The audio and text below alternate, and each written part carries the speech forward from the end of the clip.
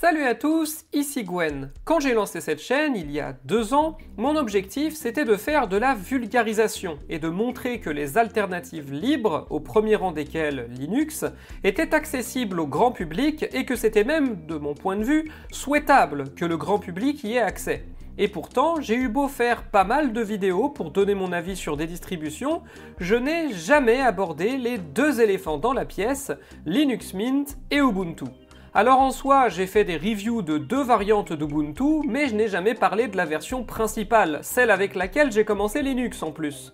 Et c'est pour cette raison que j'ai enfin décidé de corriger cette erreur en ne parlant pas du tout d'Ubuntu, puisque le sujet de la vidéo, vous l'avez vu, c'est Linux Mint. Linux Mint, c'est l'une des 2 principales distributions Linux vers lesquelles on redirige la plupart des débutants. Alors oui, il y aura toujours des gens pour dire que Zorin OS, Fedora, Pop OS ou encore KDE Neon est mieux, mais malgré tout, quand je regarde sur internet et que je vois des gens demander sur quelle distribution Linux commencer, les 2 qui reviennent le plus, c'est Linux Mint et Ubuntu. Ubuntu reste malgré tout la plus utilisée des 2 parce qu'elle fait ce taf depuis plus longtemps. Linux Mint n'a en effet commencé à prendre de l'importance que lorsque certains choix de l'entreprise Canonical à l'origine d'Ubuntu ont déplu à la communauté, qui a donc voulu trouver de nouveaux héros pour sa cause.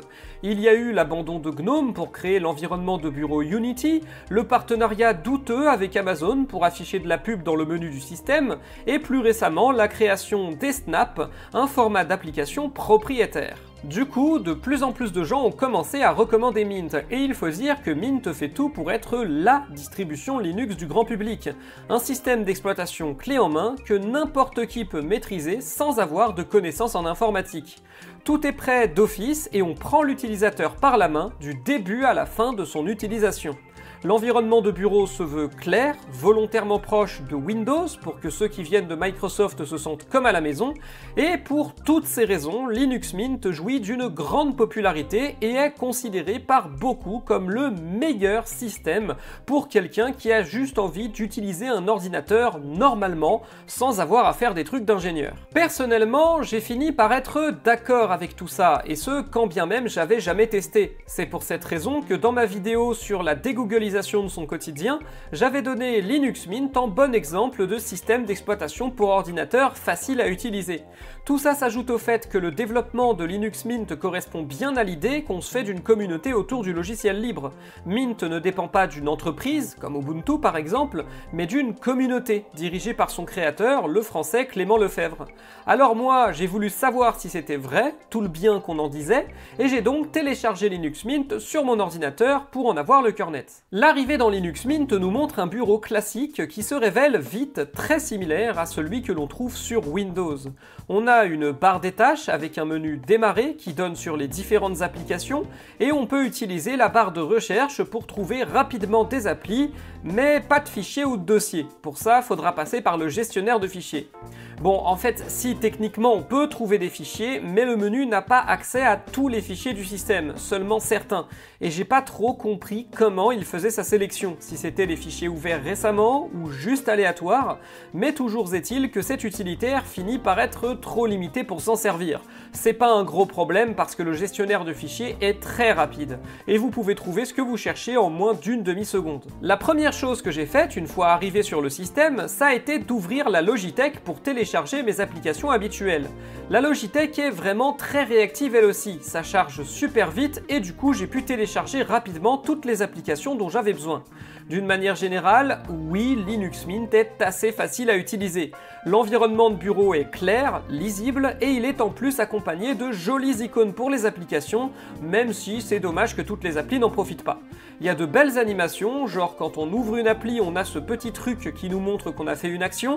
Il y a un pare-feu contre les virus, ce qui est rare sur Linux mais n'est pas pour autant inutile. Tous les utilitaires de base remplissent leur mission sans trop de problèmes et l'ensemble des informations sont affichées de manière cohérente. Dans les autres utilitaires sympas, on a aussi la facilité de création d'applications web qui permet facilement de transformer n'importe quel site internet en une application encapsulée qui fonctionnera comme un logiciel normal.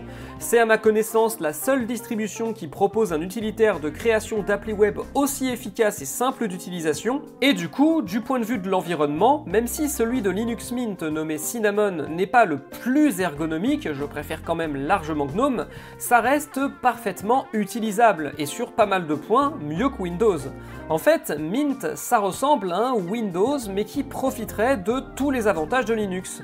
Vous pouvez télécharger toutes vos applis depuis une Logitech, du coup c'est centralisé et facile à gérer, vous avez un système homogène, ce qui permet de trouver facilement ce dont on a besoin, et tout ça est servi par une apparence plutôt jolie et uniforme. Ajoutons à ça que même s'il n'atteint pas le niveau de KDE sur ce plan-là, l'environnement de bureau de Linux Mint propose beaucoup de possibilités de personnalisation de son bureau et de sa barre des tâches, ce qui permet à n'importe qui de le customiser facilement selon ses goûts. Vous pouvez choisir d'afficher ou de cacher le bureau, vous pouvez changer les icônes, même celles du menu, vous pouvez afficher la date ou pas, afficher certains applets ou cacher ceux que vous voulez pas voir, bref, il y a un assez bon éventail. Du coup, ouais, Linux Mint, c'est vraiment pétri de bonnes intentions. Et c'est là que les problèmes commencent, parce que même si, sur le papier, Linux Mint devrait répondre à toutes les exigences d'une distribution clé en main, bah, dans les faits, j'ai rencontré pas mal de problèmes. Déjà, la deuxième chose que j'ai faite après avoir installé toutes mes applis, ça a été d'ouvrir Firefox. Et là, mauvaise surprise, le logiciel était toujours en anglais. Vous me direz, c'est pas grave, ça se modifie rapidement dans les paramètres du navigateur.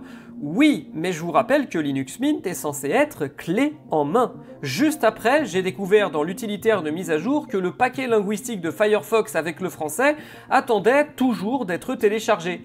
Et j'ai eu du mal à comprendre pourquoi il ne l'était pas d'office. D'autant que c'est pas le seul souci que j'ai eu avec un utilitaire de base, parce que quand j'ai voulu ouvrir l'autre logiciel que j'utilise tout le temps, LibreOffice, bon, je pense que j'ai pas besoin d'expliquer ce qui va pas, hein. Et là, pour le coup, l'argument du « oui, mais ça se modifie facilement », il tient pas, parce que LibreOffice n'est pas réputé pour être facile à configurer. Faut aller trifouiller dans les paramètres qui sont au fin fond de l'une des 10 000 options disponibles, et alors, oui, c'est un bug, et un bug qui a été signalé depuis plusieurs mois et qui est censé avoir été réglé. Mais vraisemblablement non, vu que je l'ai rencontré. Et ça, pour le coup, c'est un gros problème pour une distro clé en main. Un autre souci qui n'est pas forcément gênant pour un débutant, mais peut quand même l'être d'une personne à l'autre, c'est les différences entre les applications. Je m'explique, la Logitech permet de télécharger les applis sous deux formats différents, le format DEB et le format Flatpak. En gros, le format DEB, c'est le format propre à Linux Mint, qui est mis à jour une fois de temps en temps. Et le format Flatpak, c'est le format universel Linux qui propose des applis mises à jour plus souvent, mais où ça peut arriver pour certaines raisons qu'elles marchent un peu moins bien. Du coup, la classique, c'est que si vous rencontrez un souci avec une version d'une appli, vous la téléchargez sous l'autre format, et vous regardez si ça marche mieux. Sauf que les applis au format DEB de Linux Mint ont vraiment tendance à être datées. Souvent même, elles auront plus d'1 an de retard sur la version Flatpak. Du coup, on se retrouve, par exemple, dans la situation où un matin, mon intégration Nextcloud, qui me permet de synchroniser mes drives, a bugué avec une icône qui ne marchait plus et s'affichait sous la forme d'un message d'erreur, sans que je trouve aucun moyen de la faire remarcher. Donc j'ai voulu installer la version DEB qui théoriquement marcherait mieux, sauf que sur la version DEB, j'arrivais carrément plus à synchroniser mes fichiers. De fait, j'ai bien dû revenir au Flatpak, et ça fait que je me tape une icône buggée dans ma barre des tâches sans possibilité de la retirer. Il est à noter tout de même que comme Linux Mint est une grosse distribution, elle bénéficie d'un forum d'aide ultra réactif, où si vous posez votre question, vous aurez une réponse au plus tard du plus tard dans la journée, et parfois en quelques minutes ou dizaines de minutes. Alors ainsi, est-ce que pour moi, Linux Mint est bel et bien le système d'exploitation clé en main et parfaitement utilisable qu'on m'a vendu? Eh ben, vous devez vous en douter au vu de tout ce que j'ai dit, mais en fait, à la question « Est-ce que Linux Mint est un bon système pour débutants ?», la réponse est oui. Malgré les petits couacs, ça reste très facile à prendre en main et à utiliser. Par contre, à la question « Est-ce que Linux Mint est le meilleur système pour les débutants ?», bah va falloir que j'en teste plusieurs autres pour voir si j'arrive pas à mettre la main sur mieux.